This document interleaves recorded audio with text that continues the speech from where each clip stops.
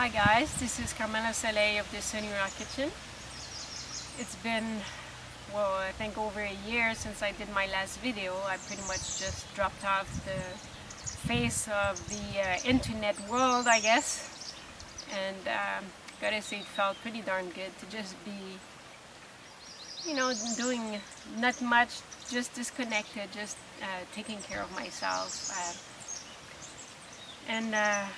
Yeah, just taking little steps, very slow steps for my healing journey. So I'll try to be concise because in some ways lots of things happened, and so I'll try to cover as much ground as possible, and then I'll give more details in the writing part of the post, the written part of the post. So I guess really after the video where I think I was doing fairly good, the video in June, I think. Well, wouldn't you know it, within a week or two I had another flare, and this time it was the worst than I'd had in months, so I could hardly eat anything again. So yeah, and at that point I really reached rock bottom. I frankly I didn't know how I could continue on with this struggle. So, but somehow, the mystery answered my prayers, because from two different people told me about this guy, this local guy who's a gut specialist. His name is Michael Smith. He's a doctor of traditional Chinese medicine, and he also does nutrition and functional medicine. And so two different people told me about him, and the thing, we've never gone to work with anybody because, for one thing, we couldn't really afford it, we thought. So, and I was just on this trend to just try to do it myself, researching online. But at that point, since it was presented to me, I thought, well, maybe it's life telling me that, to try this out. So I did. And then that was the turning point. So it felt miraculous at times. The thing with Michael's approach, the first thing he did is put me on a highly anti-inflammatory diet.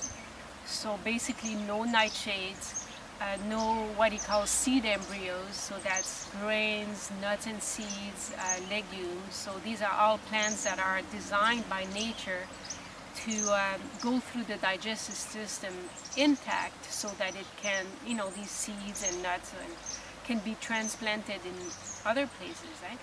So therefore they're harder to digest, and they have, about enzyme inhibitors, and like we all soaked our nuts and seeds, preparing raw food, right? Well, so that's just, giving you an idea of, that these seed embryos contain chemicals that are actually harmful to the gut. And if you have a gut issue, then of course, you're highly sensitive, and you can respond to that.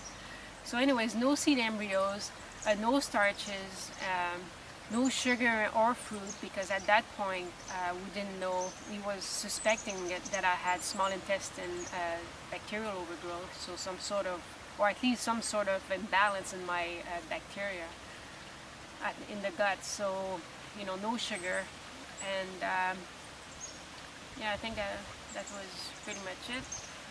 Seed embryos, nuts, right? And I started off with, usually he does it for a week, but I did it for a whole month, what he calls his Ice Age diet. So it's basically just raw fish, high quality raw fish, for sushi, with, vegetables and eggs and fats, right? So that's what I did. And of course, as you'll see, I'm talking about eating, meat and fish, and I was at a point where I had to, because there were so few things I could eat. I needed sustenance, and I had to really work. After being vegetarian for 17 years, it was a big step. But I can see now in hindsight, if I hadn't made that step, I made it like quite a while ago, maybe 2 years ago, I think I started to introduce some animal products again. If I hadn't made taken that step, I don't think I would have been able to be open to Michael's message. And it's definitely through his help that I was able to, be on the mend, like for real. So anyways, so the raw fish, I mean, that was amazing. Like, I had my doubts, raw fish, yuck. But actually, I didn't mind the flavor at all, and it's incredible. Like, the inflammation went right down. And just before, like, to give you an idea, when I was working, before I worked with him, and then actually for the previous year and a half, all I ate was gluten-free bread and white rice and potatoes, right? So tons of starches and grains, and hardly any vegetables. Like, I ate those things because they were soft and they wouldn't hurt that part of my small intestine that was damaged. So yes, they didn't hurt, but what they did though is cause inflammation, and because of that, there's all these other veggies I couldn't eat because they were too rough. Well, with Michael's approach, so take out the potatoes, the starches, the grains, but then the inflammation started to go down, and gradually, very, very, very slowly, what he thinks is a lesion in my small intestine, which was caused, by the way, by the Epsom salt in the liver gallbladder cleanse, which started this whole thing. And when I told him, my story, I imagine I wasn't the first person to have trouble, that to come to him after doing a liver gallbladder cleanse. So at this point, really, one of my big messages now is, gosh, if you're even considering the liver gallbladder cleanse, man, think it through. It was only like 2 days in my life doing this little cleanse, which I thought was going to be, a good experience. And look, like two and a half years later, I'm still paying the price. And of course, we don't all respond the same way. My gut must have been somehow more sensitive, but still, if it happened to me, it can happen to anyone. So anyways, the Epsom salt is what caused, the lesion in my gut. And so it's been very, very slowly on the mend, like through, starting with the Ice Age diet and then moving on to sort of quite strict paleo diet. So including some cooked fish, and then I'm having, some chicken and no red meat though. And like Michael was saying, lots of eggs and fat, butter, ghee, coconut oil. So yeah, so that's what I did, and gradually introducing more and more vegetables, and it just felt miraculous. There was a point where I ran out of vegetables to try, and it was just amazing. But vegetables and a little bit of protein, and because I didn't want to eat a lot of like flesh, so what I ended up doing is eating a lot of eggs, like 2, 3, 4 eggs a day. And I found a good source here, because I found out that I was highly reactive to soy, to the point that if there was soy in the feed of the eggs, of the chickens, that would be translated, passed on to in the eggs, and I would react to that. So anyway, so a good source of soy-free eggs. So I was eating lots of eggs. I lost weight on the paleo diet. I knew it would happen. It's basically very similar to the SCD diet, the specific carbohydrate diet, which I tried earlier. It was so hard, and I thought there's no way I could, do that long term, and I ended up doing it for like, 8-9 months, which is amazing. But yeah, you lose weight. I regained some of it, but I was eating like a lot of fat to make sure that I wouldn't lose too much weight. Because when you take out those carbs, oh my gosh, when you take out the grains and the rice and the potatoes, wow, it's incredible. I tried and tried and tried to put on weight eating like a pig, and then hardly being able to get over 100 pounds. So anyways, so just fast forward, I started to do really good, and then around Christmas I had another setback, which when I tried to introduce nuts and seeds, it was okay for a while. You know, I was having chia seeds and hemp seeds, and then it kind of gradually accumulated, and then it hit its point where my immune system was like, this is too much, and then I had inflammation again. So it took me like 6 weeks to get over that. And while that was happening, I mean, financially, we're starting to get really tight. Like I virtually, like my whole raw business kind of pretty much went down out the window, right? So no more income for me, really. And then Don, thankfully, has his old age pension, so that's what we've been living on. So seeing, you know, Michael Smith at, you know, $60 an hour, wow, you know, that was like making a huge hole in our budget. And I was able to do it for a short while, but around Christmas, just when my gut started acting up, you know, Don was like, I don't think we can do this anymore. But so I talked to Michael about it, and thankfully I found out that there was an alternative. There's a student clinic at a school of acupuncture here, you know, in my town. I'm in the town where we go shopping. So, which, you know, charge like $15 a session, and you could even get like free coupons. So that was a lifesaver. So I started going there instead, and working with a young lady there called Monica. So she's been, you know, for a while I saw her every week, getting acupuncture and having Chinese herbs. And I knew about the diet. I knew what I had to do anyways from my work with Michael. So I did that for a while, started to improve. But then I saw that while the pain in my abdomen, you know, the lesion was getting better, I still had pain under my rib cage, which I thought was a fructose intolerance. So, you know, I thought, well, small intestine, you know, bacterial overgrowth. So I started to do research, my first time really doing research online in a long time, because I kind of burned myself, you know, doing so much research before. But I found out this approach called the fast track diet, which was developed by a guy who's a microbiologist, I think. And he found out that basically there is a way to determine the fermentation potential of any food based on the glycemic index. I won't bore you with the details. I'll put a link to his website. But basically there was a way of determining whether a certain food was going to feed the bugs or not, you know, more than others. And what I found out, and what I found really attractive about his approach, is that he wasn't saying that no fruits at all. He was saying you can have fruit, but, you know, there's a fermentation potential there that's, you know, probably higher, so you can have fruit but not much, you know. So I started to follow his approach, weighing everything I was eating and calculating the fermentation potential. And the other good thing was that he was saying that with that approach you can have some types of rice. So there are certain rice that are easy to digest. They go almost straight in the bloodstream, so therefore don't feed the bugs. And those are jasmine rice and the sticky rice, you know, the sushi rice.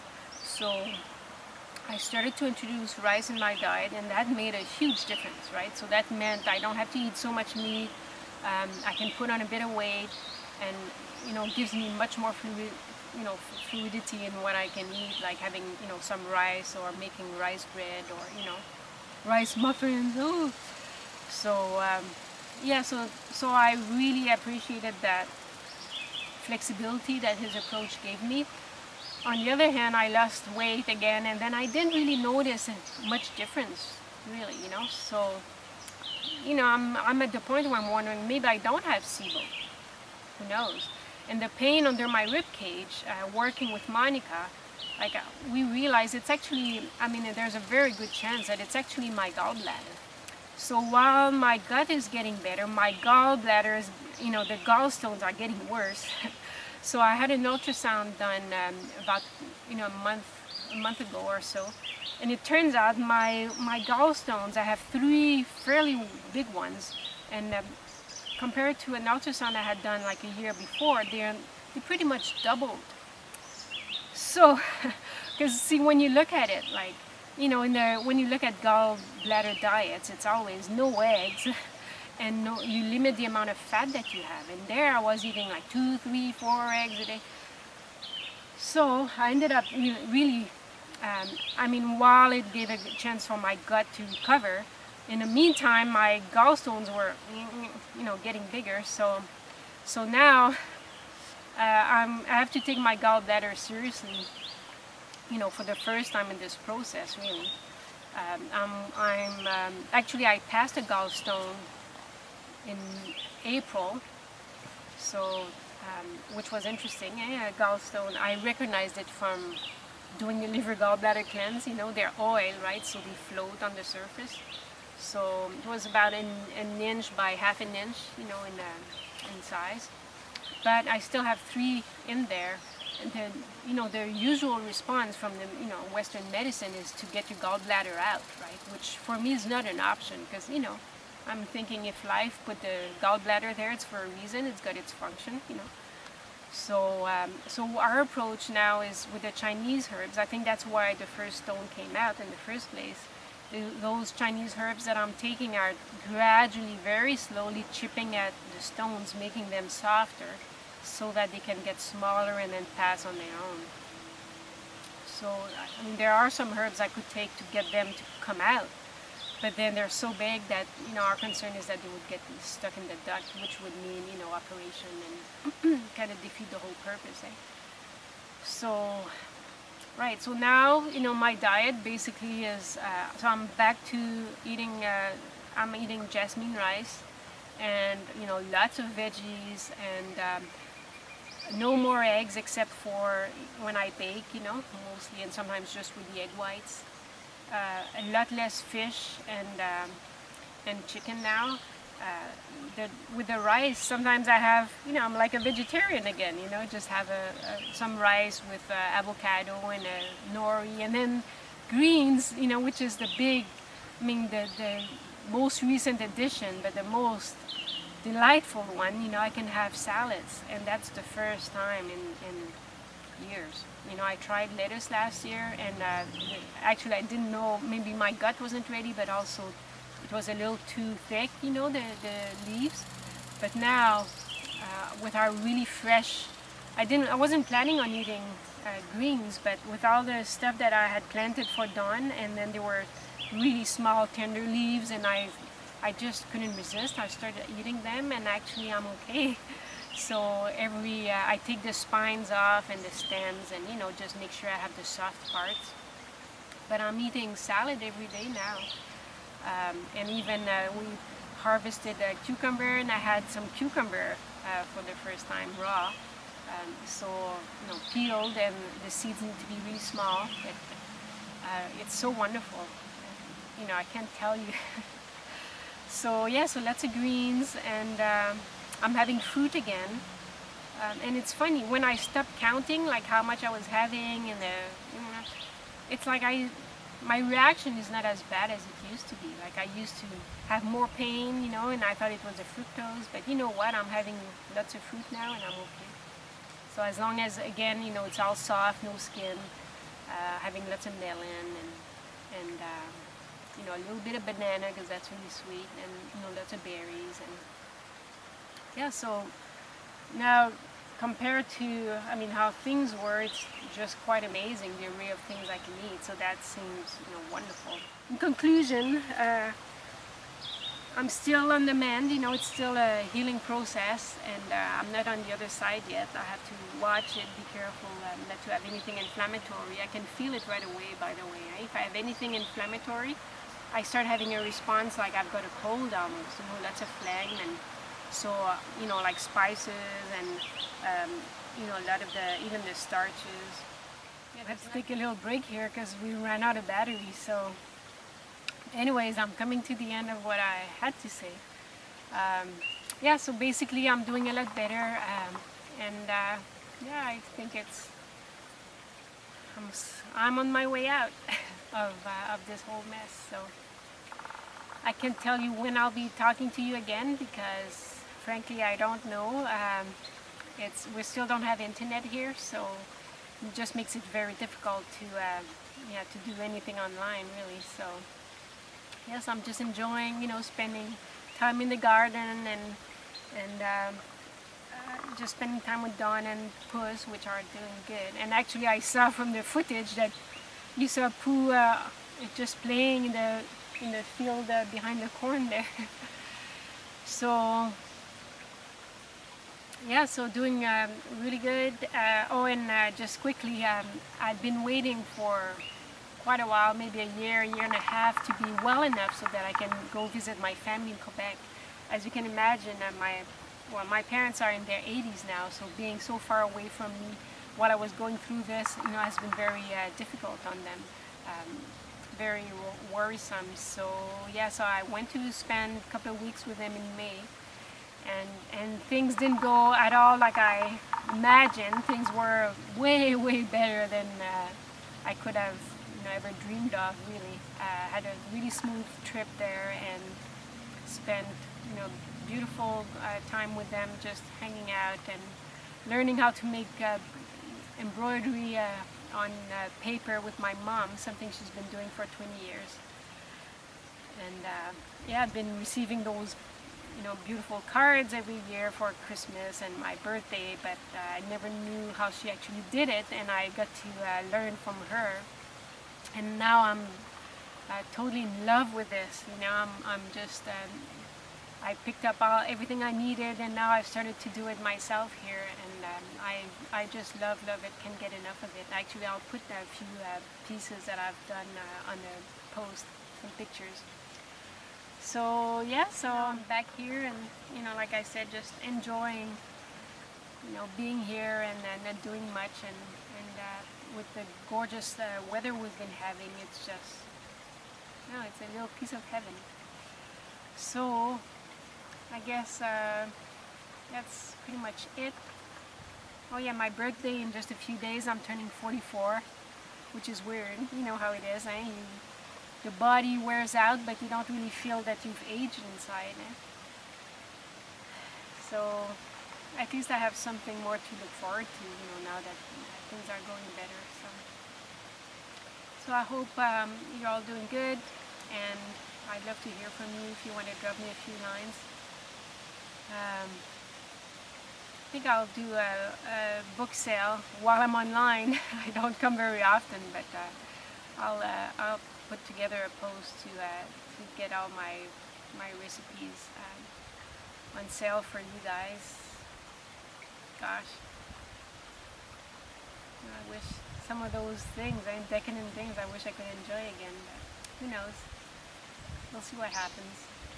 So I wish you a wonderful summer, plentiful abundance of everything, happiness and joy and health. Love you guys.